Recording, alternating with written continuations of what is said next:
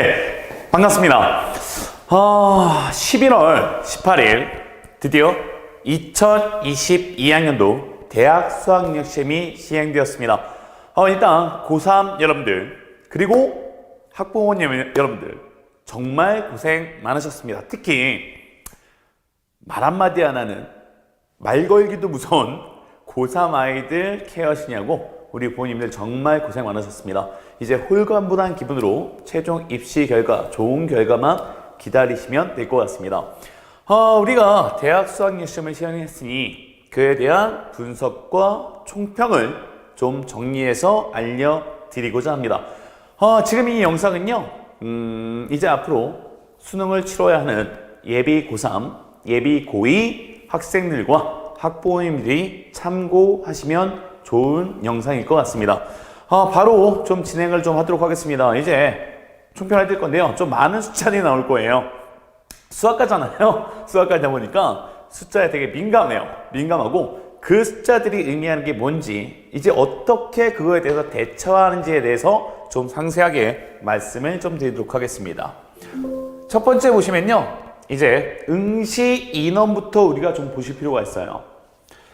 2020학년도죠. 재작년입니다. 52만 명에서 작년에 47만 명으로 많이 줄었습니다. 근데 올해 더 줄어야 정상인데 역대적으로 계속 줄어왔어요. 계속 줄어왔는데 올해 살짝 증가했죠. 여기서 이제 한 번쯤 우리가 고민해봐야 됩니다. 왜 늘었지? 재수생이 많아질 수도 있어요. 하지만 이제 통계를 보니 실질적으로 재수생은 작년과 크게 변함이 없었습니다. 현재 고3 인원이 조금 늘었어요. 이거 왜 그런지 그때 뭐 출생한 아이들이 좀 많았다는 얘기겠죠. 근데 이제 보셔야 될 게 뭐냐면 요번 수능의 가장 큰 특징이 뭐였죠? 요번 수능의 가장 큰 특징은 문이과가 통합됐습니다. 예전에 이과, 문과, 그래서 수리 가형, 나형으로 나눠서 봤다면 이제는 1번부터 22번까지 공통 과목을 해놓고 23번부터 30번까지 총 8문항을 확률과 통계, 미적분, 기하를 선택해서 한 과목만 시행하면 되는 시스템으로 바뀌었죠. 이거 굉장히 큰 변화입니다. 예전에 좀 오래전이겠죠. 예전에 이런 것을 시행한 적이 있었어요. 시행한 것이 있었다가 다시 요번에 다시 새로운 시스템으로 바뀐 시스템입니다. 이제 보시면 알겠지만 확률 같은 게 올해입니다. 올해 확률 같은 게 53%, 그 다음에 미적분 38%, 기하 8.6%가 나왔습니다. 그리고 이제 신문기사나 여론에선 이렇게 얘기를 해요. 확률 통계에 쏠림 형상이 강했다. 말 같지도 않은 소리입니다. 왜 말 같지도 않은 소리인지는 한번 보여드리도록 할게요. 예전입니다. 작년과 재작년이 되겠죠? 가형, 이과입니다. 나형, 문과입니다. 문과는 공통 과목인 수학 1, 2에다 확률 통계만 하는 과목이었고요. 그 다음에 이과는 공통 과목 수학 1, 2에다가 확률과 통계, 미적분, 기하 세 과목을 모두 해야 되는 상황이었어요. 물론 작년에는 기하 파트는 빠졌었죠. 즉 결론적으로 말씀드리고 싶은 건 뭐냐면 이 나형 퍼센테이지가 확률 퍼센테이지라는 거예요. 그리고 이 가형 퍼센테이지가 미적분과 기하를 합친 인원수다. 실질적으로 67%에서 53%로 준 거죠. 이과로 옮겨가는 아이들이 더 많아졌다는 얘기입니다. 그리고 이과가 조금 더 어떻게 보면은 대학을 입시하는 데 있어서 지원할 수 있는 대학을 따져봤을 때 조금 더 유리할 수 있는, 물론 문과가 약하다는 얘기는 아니에요. 이과 쪽으로 조금 더 많은 학생들이 편중되었다. 그 전에 비해서 그런 통계를 좀 볼 수 있는 상황인 거고요. 그리고 이제 다음 넘어가서 이제 수능을 봤으니 이제 우리 그에 따른 등급 컷을 좀 봐야 되겠죠? 2021학년도입니다. 작년이에요. 작년 등급 컷을 먼저 말씀드리고 올해 등급 컷을 말씀드린 게 순서일 것 같습니다. 1등 컷이요. 92점이었습니다.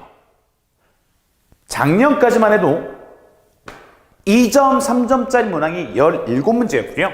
4점 문항이 13문항이었어요. 근데 그 중에 우리가 킬러라고 말하는 번호가 몇 번이었냐면 21번. 객관식 마지막 번호겠죠? 그리고 22번 아니고 29번, 30번 이렇게 세 문항이 변별력 문제였습니다.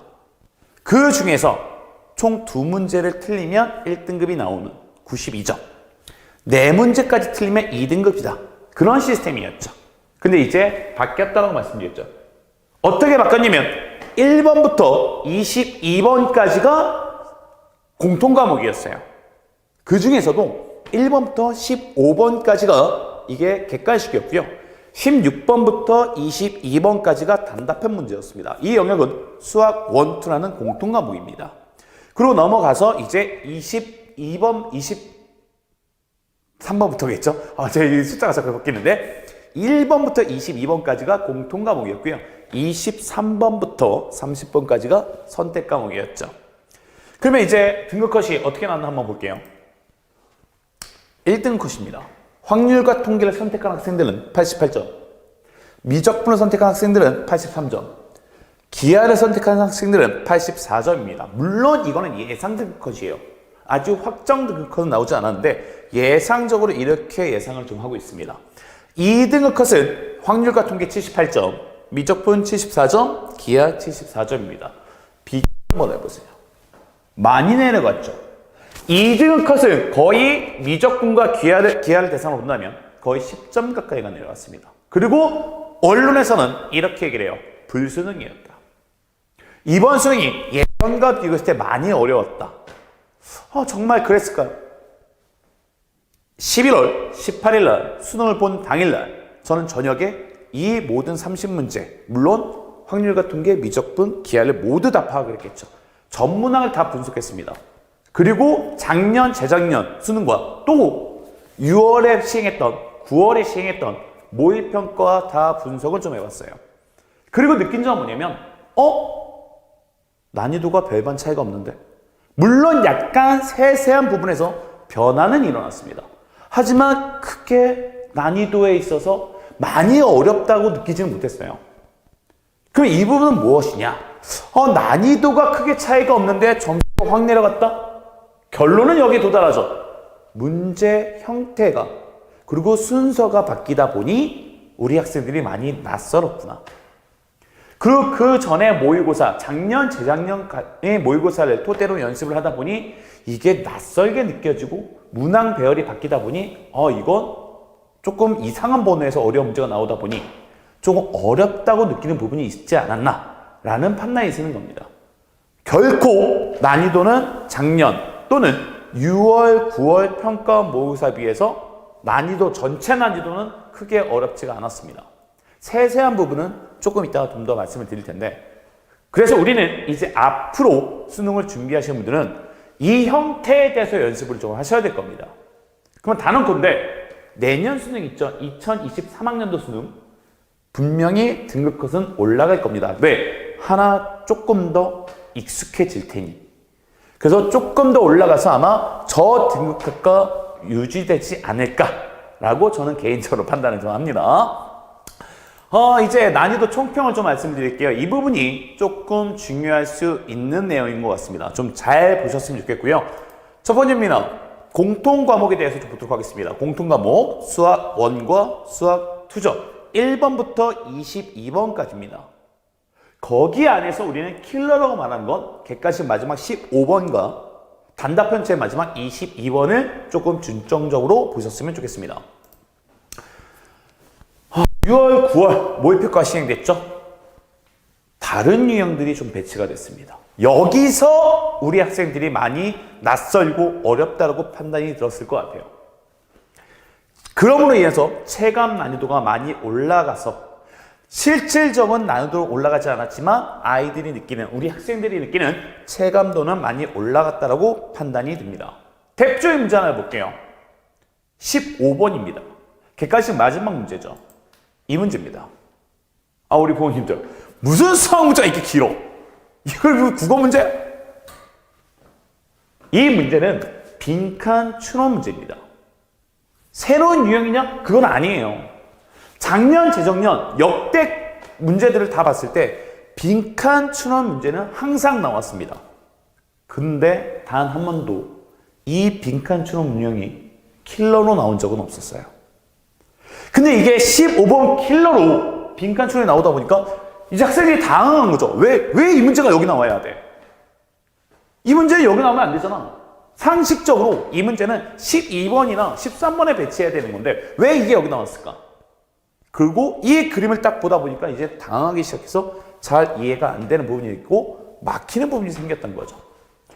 근데 실질적으로 이 문제를 풀어보면 문제 자체가 어렵지 않고 코사인 제이법칙을 따라가고 그에 따르는 b를 잘 구하시면 순서적으로 자연스럽게 어렵게 풀리는 문제는 아니에요. 그러니까 어렵지 않게 풀릴 수 있고 자연스럽게 풀린다는 얘기죠. 말이 좀 엇갈린 것 같은데 좀 자연스럽게 풀릴 수 있는 문제입니다. 난이도가 그렇게 높지만은 않은 문제예요. 편안하게 해결할 수 있는 문제인데 이게 15번 킬러 문항에 배치되다 보니까 우리 학생들이 어렵다고 느낄 수 있는 부분이 낯설다라고 느낄 수 있는 부분이 있었다는 거고요. 이와 비슷한 예로요. 이제 공통 과목에서도 마찬가지였으나 선택 과목에서도 마찬가지입니다. 확률 통계를 선택하신 분 중에 29번이 조금 논란이 됐었어요. 그 논란이 뭐냐? 확률과 통계라는 부분이 있었죠. 단 한 번도요. 통계 파트에서 변별력을 잘 주지 않습니다. 통계 파트에서 변별력을 잘 주지 않고 대부분 확률 파트에서 변별력을 많이 줬습니다. 근데 이번에는 29번에서 통계 파트로 변별력을 좀 주다 보니 우리 아이들 이러면 안 되는데 나는 변별력이 분명히 확률 파트에서 나올 것 같아서 확률 파트를 열심히 했더니 통계 파트에서 딱 나왔네? 당황한 거죠. 그런 문항에 대해서 조금 배치에 대해서 한 번쯤은 좀 생각을 하실 필요가 있다. 그리고 문제 유형이 좀 달라졌다라는 거 좀 기억을 좀 하셨으면 좋겠고요. 그 다음에 선택 과목입니다. 선택 과목, 확률과 통계, 미적분, 기하를 보고 생각이 들었어요. 딱 문제를 보자마자 든 생각이 뭐냐면 평가원이 정말 부단히 애쓰는구나. 뭐를 위해서? 선택 과목의 균형을 위해서. 여러분들 6월, 9월 모의평가에 대한 분석을 한번 보세요. 선택 과목 중에서 어느 과목을 선택한 학생들 중에 1등급이 가장 많이 나왔는지 1등급 비중이 가장 높은 과목이 뭐였는지 미적분이었습니다. 미적분에서 1등급 비중이 가장 높았어요. 그러다 보니까 이제 생각이 든 거죠. 그러면 나는 미적분을 선택해야 되는 건가? 나는 1등급, 2등급을 가지려면 미적분을 선택해야 되겠네. 그래서 이것을 바꿀 수 있는 방법이 제 생각에는 두 가지가 있었어요. 그 두 가지가 뭐냐면 첫 번째, 선택 과목에서 변별력을 주지 말자. 왜? 선택 과목에서 변별력을 주면 어느 거는 쉬울 수 있고 어느 거는 어려울 수 있으니 선택 과목에 따라서 유불리가 생기더라.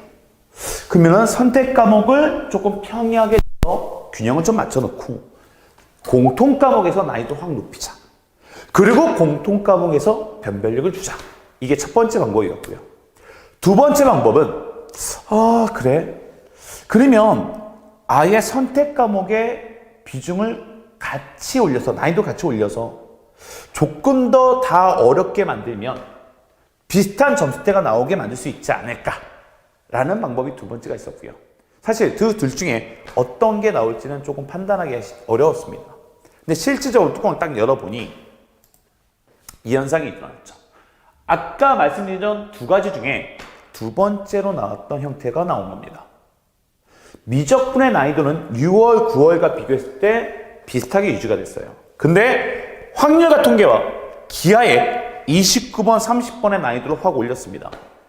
그러면서 이제 뭐를 한 거냐? 미적분과 확률, 통계, 기하에 표점을 맞춰버린 거예요.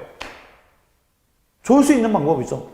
표점을 맞춰놓고 그 다음에 공통 과목에서 조금 차이가 생기게 만들자. 그러니까 이 부분에서 우리는 좀 잘 생각을 해야 되는 부분인 것 같습니다.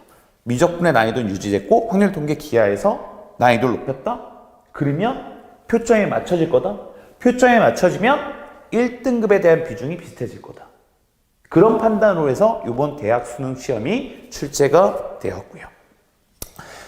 그러면 이제 이 부분에 대해서 이제 총평을 했으면 이제 앞으로 우리 고3이 되는 현재 고2 학생분들, 고1 학생분들이 어떻게 준비해야 되냐라는 부분에 대해서 좀 말씀을 드리도록 하겠습니다.